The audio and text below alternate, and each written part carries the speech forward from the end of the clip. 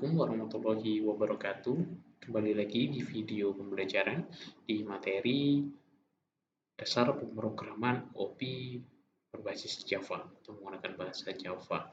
Jadi di mata kuliah pemrograman berorientasi objek ini, selain kita membahas paradigma ya dari objek oriented, tapi kita juga akan implementasikan atau menerapkannya ke dalam bahasa pemrograman Java.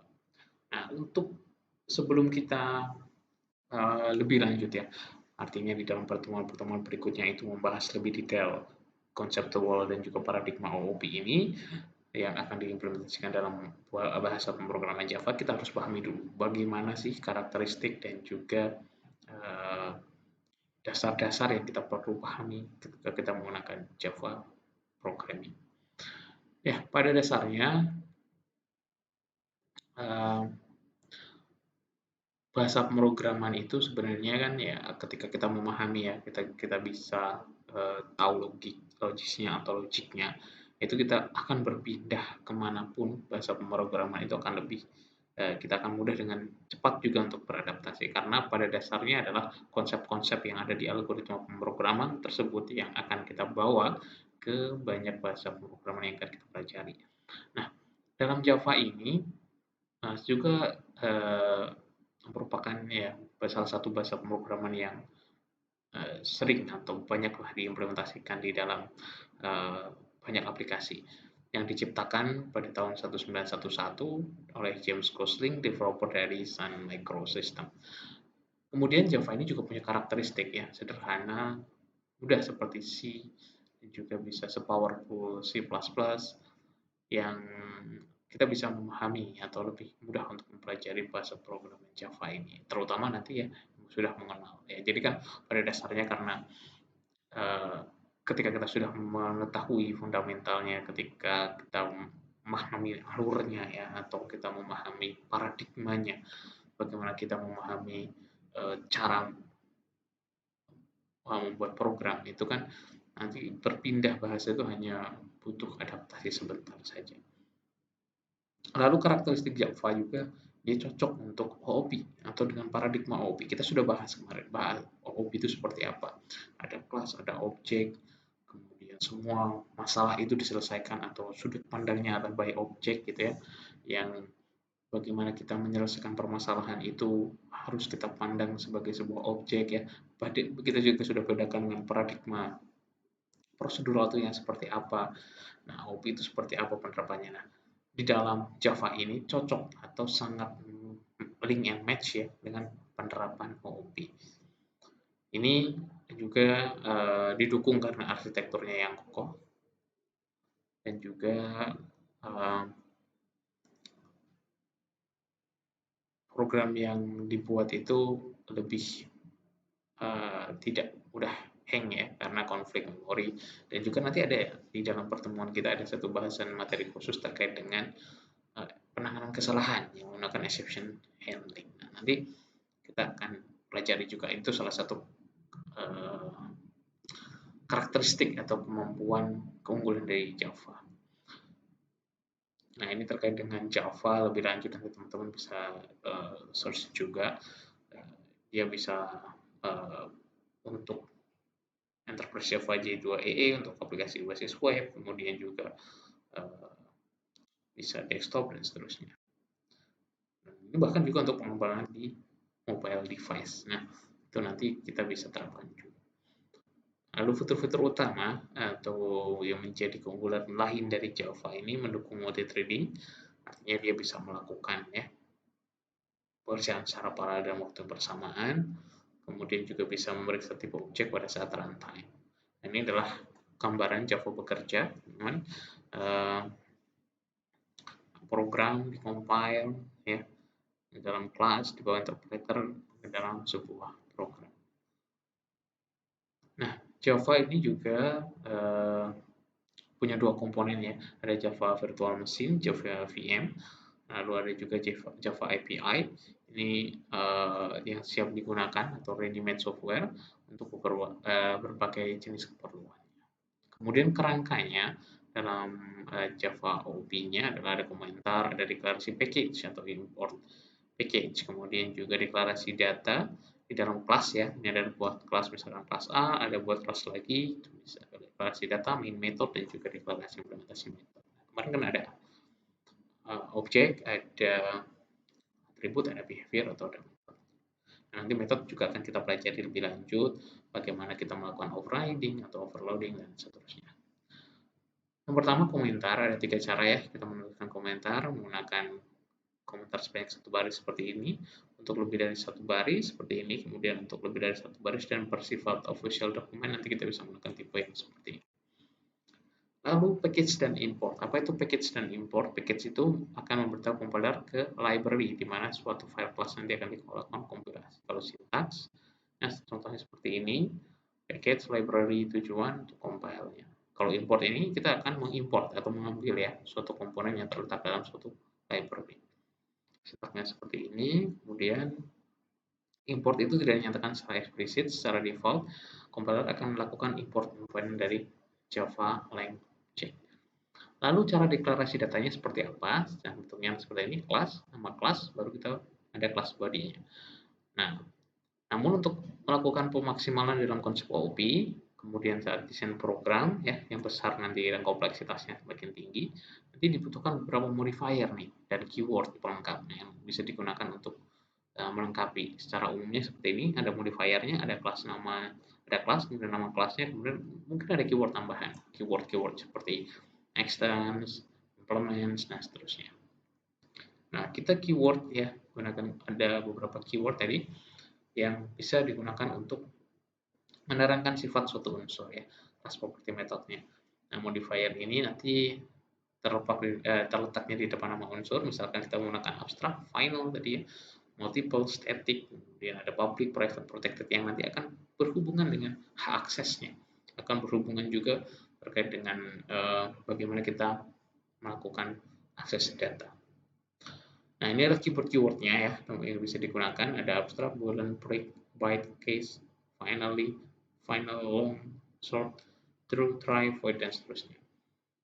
Lalu modifiernya, nah ada public, ada private, ada protected. Nah, nanti akan menggunakan aksesibilitasnya. Nanti kita akan pelajari juga lebih lanjut di pertemuan-pertemuan berikutnya yang membahas terkait dengan hak akses dari public, private, dan protected ini. Kemudian nanti juga ada keyword tambahan dari extend, implements, ini ya. Extend itu untuk pewarisan. Nanti juga ciri pewarisan ini yang kita pelajari lebih lanjut. Bagaimana menurunkan dari kelas ini ke kelas enamnya. Lalu implements ini kita bisa menggunakan interface, kemudian kumpulan metode, dan dapat disisipkan kelas untuk yang lebih spesifik. Nah, untuk aturan identifier, nanti ada nama yang diberikan kepada variabel, metode, kelas, dan juga paket atau interface-nya. Atau tata caranya case sensitif ya, yang berpengaruh terhadap huruf kecil dan juga besarnya. Identifier-nya juga nanti tidak boleh sama dengan keyword yang ada di Java. Keyword-keyword yang tadi sudah kita pelajari ya, jadi tidak boleh sama. Ini cara kita melakukan atau mendeklarasikan identifier. Lalu dimulai dengan huruf atau underscore, atau garis bawah atau tanda dolar. Ya. Kemudian juga bisa berupa huruf atau angka 0 sampai 9. Kemudian simbolnya plus spasi tidak bisa digunakan. Lalu kita masuk ke variabel dan tipe data. Ke variabel terlebih dahulu. Variabel itu tempat yang digunakan untuk menampung data yang nilainya selalu berubah. Kalau saya analogikan adalah sebuah ember ya. Dua-duanya penampungan data itu adalah sebuah ember. Kalau konstanta adalah tempat yang penampung data yang nilainya tetap dan tidak pernah berubah. Kenapa saya tadi ibaratkan sebagai sebuah ember? Karena sama-sama bisa untuk menyimpan sesuatu. Nah, tempatnya, sebuah tempat. Kalau variabel dan konstanta sama-sama ada untuk menyimpan sebuah data. Kalau ember misalkan ya, kita bisa simpan pasir, simpan air ya, sama-sama tempat penyimpanan. Lalu apa yang membedakan variabel dan konstanta? Mudahnya gini, konstanta itu ember yang tertutup. Nah, ember tertutup itu berarti nilainya tetap.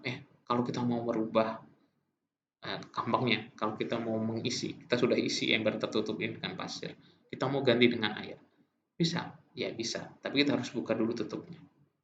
Artinya konstanta, kalau mau dirubah, bisa, tapi kita harus define, ya, define di atas, define untuk variabel, untuk konstantanya.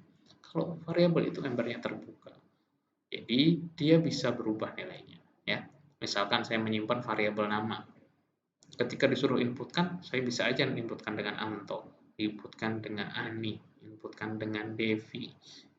Tapi kalau konstanta, ketika saya declare Anto, ya bakal Anto, tidak akan berubah jadi Ani atau Devi. Kalau saya ingin berubah jadi Devi, ya tinggal saya rubah lagi, ya di deklarasi awalnya. Kalau variabel tidak perlu.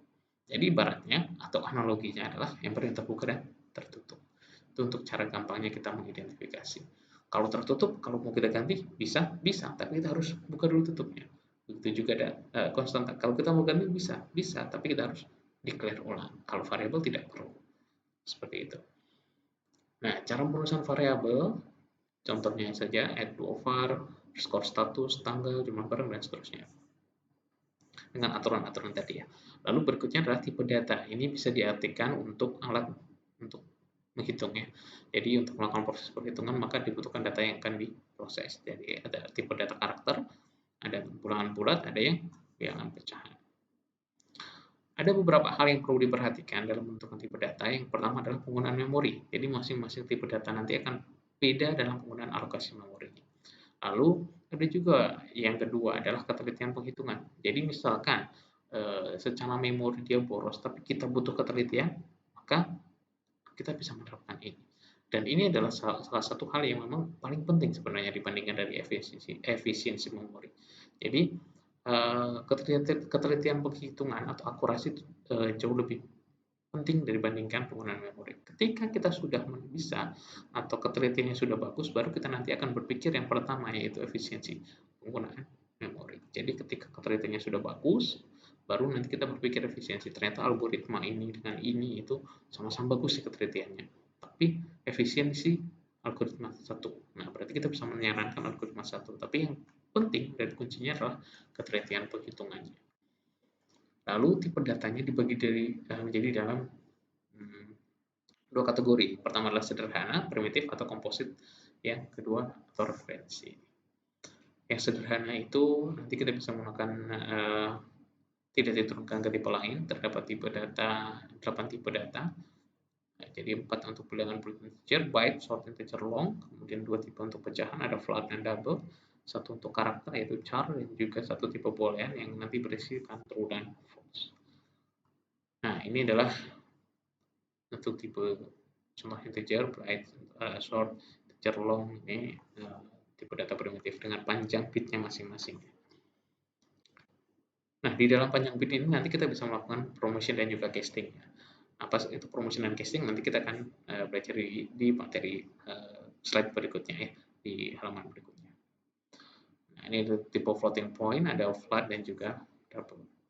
Lalu untuk karakter itu kita bisa menggunakan karakter untuk tekstual. Lalu untuk logika, hanya true dan false, itu kita bisa menggunakan boolean. Misalkan kita ingin menentukan dia lulus atau tidak lulus, itu kan kita bisa menggunakan tipe data logika boolean ini. Kalau komposit, kita menggunakan tipe yang disusun dari tim komposer yang sudah ada. Jadi ini bisa berupa array, string, class, dan juga interface. Jadi kita bisa menggunakan tipe data komposit ini, misalkan stringnya saya makan nasi, contohnya. Oke, yang terakhir adalah promotion dan casting ya. Yang tadi kita bisa sudah mention juga. Jadi dari tipe datanya tadi kan ada panjang datanya ya, atau ada panjang karakternya. Jadi promosi dan casting ini ada dua hal yang berbeda. Promosi itu pengubahan ya, representasi bit variabel primitif dari bit yang lebih rendah ya, lebih rendah ke yang lebih tinggi. Apa yang lebih rendah ke tinggi? Berarti kita harus mengidentifikasi tadi dari panjangnya. Lebih rendah ke lebih tinggi berarti bisa saja dari byte ke short, byte ke integer, atau short ke integer, atau byte ke long, atau integer ke long, dan seterusnya. Jadi lebih rendah ke lebih tinggi. Itu yang pertama. Itu untuk yang promosi. Jadi kita bisa lakukan seperti ini, short ke integer ya. Jadi kita lihat dulu, tadi short berapa dan integer berapa. Short itu berarti 16, integer ke 32. Berarti lebih rendah. Nah, short ya. Jadi kita melakukan promotion, kita merubah ke sini. Ini adalah promotion ya. Lalu contohnya tinggal kita assign saja ya. Tinggal kita assign ke misalkan seperti ini tadi short A sama dengan plus integer B sama dengan A. Jadi kita lakukan assign. Lalu yang terakhir adalah casting. Jadi ini pengubahan dari variabel primitif yang lebih tinggi ke yang lebih rendah. Jadi misalkan kita bisa gunakan dari integer ke short dan seterusnya. Kita lihat dulu, kita lihat ke panjang datanya, berarti kita bisa lakukan ya. Jadi kalau promotion itu dari rendah ke tinggi, kalau casting berarti sebaliknya adalah dari tinggi ke rendah. Misalkan long ke integer ya, ini kita melakukan casting, atau dari integer ke byte, ini juga kita melakukan casting. Nah, seperti itu. Kita bisa melakukan konversi atau melakukan pengubahan representasi datanya. Oke, baik. Itu materi pengantar kita, video pembelajaran kita. Silakan bisa disimak dan juga dipelajari terkait dengan dasar pemrograman Java. Kemudian juga kita ada kuis, silakan bisa diakses di sid.com/konsep-java. Nanti kita akan belajar biar teman-teman lebih memahami. Ini saya take homework ya. Jadi kita bisa gunakan nanti tampilan di quizesnya, linknya akan mengakses ke sini. Nanti silakan bisa di join my quiz, kemudian kodenya ini. Silakan teman-teman bisa kerjakan sebagai tugas atau sebagai PR ya untuk pembelajaran kita di pertemuan ketiga kali ini. Oke, seperti itu untuk video pembelajaran kali ini saya cukupkan. Terima kasih. Wassalamualaikum warahmatullahi wabarakatuh.